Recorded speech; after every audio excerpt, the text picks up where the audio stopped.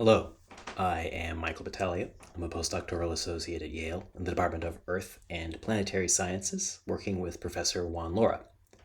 I am excited to share with you some results that we have out in Nature Astronomy earlier this year, looking at annular modes across the solar system. In particular, I want to focus on their relationship to dust storms on Mars. To do that, we're going to use the Mars Dust Activity Database.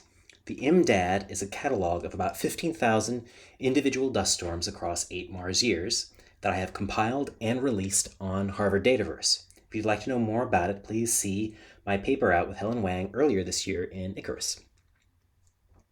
The spatial distribution of dust storms focuses mainly around 60 degrees north and south, with some longitudinal localization in Acidalia, Utopia, and Arcadia Planitia as storms flush from the northern hemisphere into the southern hemisphere predominantly. These storms have a repeating climatology to them as well from one year to the next. Mars year 31 is a representative year. Dust storms follow the edge of the polar ice cap, shown here in black circles where dust storm activity is unorganized, blue circles, organized dust storm activity, sequences, and gold, which are major sequences. These are collections of dust storms that follow the same trajectory over multiple sols and have wide-ranging regional to global impacts that increase the zonal mean opacity of the atmosphere. Now, because dust storms follow this repeating climatology from one year to the next, they are related to the atmospheric dynamics that follow the seasonal cycle as well. In particular, dust storms are related to baroclinic waves. Here I'm drawing the MDAD, the dust storms outlined in gold on top of a Mars daily global map from Mars year 31 and Northern Hemisphere fall. And on top of that, I have drawn a synoptic map of frontal structures, high and low pressures, also contoured in white, eddy winds, and eddy surface temperatures in blue and red.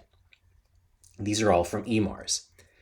And the comparison between the structures of fronts and winds and dust storms is a remarkable one. It's remarkably similar, in fact, to the structure of extratropical waves on Earth, particularly following the Norwegian cyclone model.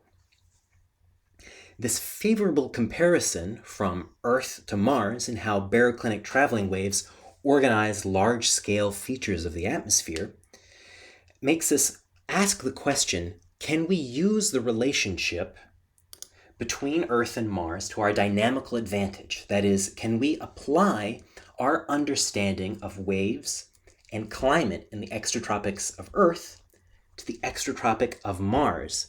And maybe we can understand more about dust storms in turn. The answer to this, for this presentation, must be yes. The tool that we're going to be using is annular modes. Annular modes are zonally symmetric forms of climate variability. Let me break that down a little bit more. A mode of climate variability is an oscillation of a single variable with impacts on another set of variables, perhaps elsewhere on the globe. An example that may be familiar is INSO, or El Niño. In that particular mode of climate variability, shifts of winds in the Pacific equatorial regions impact sea surface temperatures and hurricanes and precipitation all across the globe. However, INSO is not a zonally symmetric mode. It is not an annular mode because it's focused only in the equatorial Pacific. For something to be an annular mode, it must have positive correlations around a latitude circle, so that things happen around a latitude circle together in an annulus. As an example, the two blue circles that enclose these areas of eddy kinetic energy from Earth are in annular mode. The eddy kinetic energy annular mode, sometimes called the baroclinic mode, is one of the two main modes of climate variability, annular climate variability on Earth. This has important impacts for features like precipitation, for example. This is the regression of the mode of the eddy kinetic energy on precipitation in the southern hemisphere. and there's a good alignment between where precipitation happens, the particular latitudes, and that of the eddy kinetic energy. We can utilize the symmetry of annular modes to average together so that we don't have to look at a latitude-longitude map. We can instead look at just a latitude versus height map so that we can understand the vertical structure of annular modes as well. And that's what is shown in the bottom right panel here. For the northern hemisphere, this is just averaging the eddy kinetic energy around the latitude circle, and we can see that the eddy kinetic energy is focused up near the tropopause, around 200 hectopascals. The second annular mode for Earth is in the eddy surface pressure, or the eddy zonal wind. They are equivalent. In the eddy surface pressure, though, it's not a circle around the North or South Pole. Instead, it's a blob right at the North and South Pole. After all, an annulus at 89.9 degrees is still an annulus. So interestingly, I am not the first person to look for annular variability on Mars. A couple of studies in the mid-2000s performed this search in surface pressure, just like I showed you in the previous slide. And what they found in Mars global climate models was that the annular modes were not that important. They were all the way down in EOF3. That is the third most important structure. The EOF stands for empirical orthogonal function. And in this particular formalism of studying climate variability, EOFs break down the most important structures of variability in order of importance. So the first is the most important, second, third, the third most, and so on. With each of these is an associated time series that just explains how important they are, called the principal component. At the top, I'm showing the first and third EOFs of the surface pressure on Mars using two different weightings for the latitudinal grid. The square root of the latitude, the square root of the cosine of the latitude, and the cosine itself.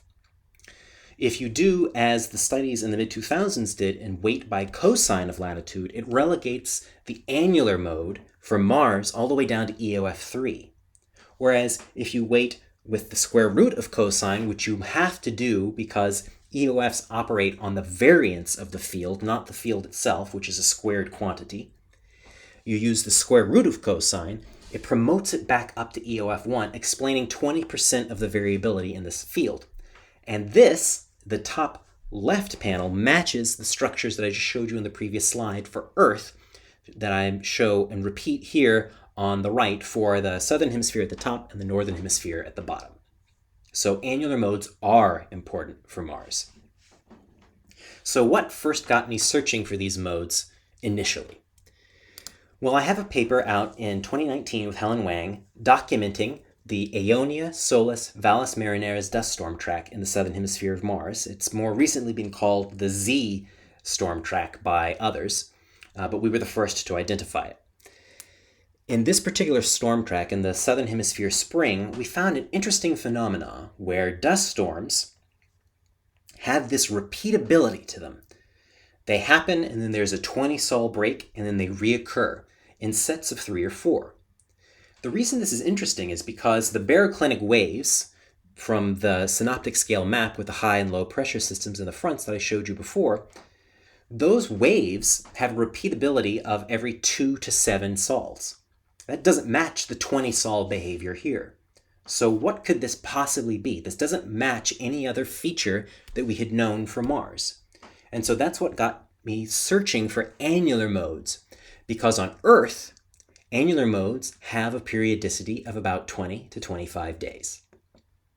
So here is what the annular structures on Mars look like. And again, I've averaged them together so that we're looking at latitude on the x-axis and pressure in the y-axis. So horizontal on the x, vertical in the y. What I'm showing here is the first mode of annular variability in the zonal mean, zonal wind. So structures of the jet stream, basically, which I've contoured here in black. The annular mode is shown in shading of blue and red.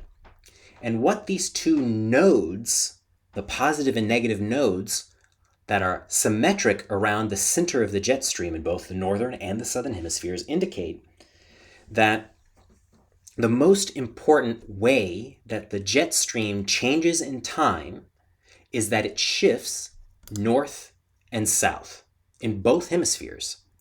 And it shifts north and south by about 3 meters per second. Importantly, this basically matches the behavior of Earth's annular mode, that annular mode that's equivalently shown in the surface pressure from before. This is just another way to define it. The big difference, though, is that the modes for Mars explain between 30 and 40% of the variance of the jet stream in time, whereas for Earth, they only explain 30. So Mars's annular modes not only exist, but they're more important than Earth's are. We call this particular annular mode in the jet stream a barotropic annular mode, the UAM. And what this means is that these modes are related to eddy momentum fluxes. And eddy momentum fluxes of the same type of waves that I showed in the high and low pressure system with the MDAD earlier. And so this relates to eddy momentum fluxes. On the equatorward side of the annular modes, which are contoured here in black and dashed, there is divergence of eddy momentum fluxes. On the poleward side, there's convergence. And these line up with the two poles of the annular mode. So what that means is that where the jet speeds up, where the modes are positive, that is, there is convergence of momentum. The eddies speed up the jet. And the reverse is true on the equatorward side. This, again, is very much similar to Earth's annular mode. That's the first annular mode. The second annular mode is in the eddy kinetic energy. And what this shows is that eddy kinetic energy pulses in time. It doesn't shift back or forth. Its most important change is that it gets stronger and weaker with time. The average eddy kinetic energy is contoured in black, and the shading shows the mode here. You'll note how large the percentages of variance explained, though, are. 60% and more in the southern hemisphere. This is much more than the annular modes in eddy kinetic energy for Earth. These modes are typically referred to as baroclinic annular modes as well, the EKEAM, meaning they're related to heat fluxes, the baroclinic instability mechanism that drives these waves. So this eddy kinetic energy is describing the waves underlying the dust storm activity. So it's related to these heat fluxes as well. The largest areas of heat flux line up with the modes. And this matches the same behavior that we see on Earth. One big difference between the modes on Mars and Earth, though, is that Earth's eddy kinetic energy mode, its baroclinic mode, is not related to eddy momentum fluxes. However, this figure shows that Mars's modes are, just like the barotropic annular mode is. So the momentum converges to speed up the jets where the eddies are formed, and this may be related to the fact that eddies are not strictly barotropic on Mars, as I have shown in a recent paper in JAZZ earlier this year. This may also be related to the unstable PV polar vortex around Mars's north and south poles. So this is absolutely not what we see on Earth. There is no relationship between momentum flux and the EKEAM on Mars. So what does all of this mean for dust? What this means is that we can relate dust to the modes, just as I've done the heat and momentum fluxes. Here I regress the annular mode onto the dust, but I have the dust peak before the annular mode, so I lead it by 4 sols. When you do that, this regression shows where dust storms originate, in Acidalia, Utopia, and in the ASV storm track in the south. So dust is lifted before the waves peak. When you reverse that, though, when you lag the dust from the mode by 4 sols, so the mode leads the storms, where the dust ends up stands out in the southern hemisphere. So what this means, extraordinarily, is that with robust enough observations, if we can just observe the annular modes in the atmosphere enough, we can forecast what the dust will do without having to run a model at all. We'll know what the dust is going to do just by observations. To make this relationship even stronger, the annular modes for Mars have a periodicity of 20 sols, much longer than the periodicity of individual waves. This matches the periodicity that I showed of the ASV storm track in the southern hemisphere. Not only that, there's a correlation. It's not perfect, but there's a correlation between dust storms themselves and the annular mode. Finally, Mars is not the only world with annular modes. Titan also has annular modes, as we showed in our Nature Astronomy paper. And the structures in the storm tracks between all three worlds match remarkably well. So annular variability and annular modes may be important throughout the solar system, but they are definitely particularly important for Mars and may enable dust storm predictions. Please see our paper in Nature Astronomy for more. Thank you.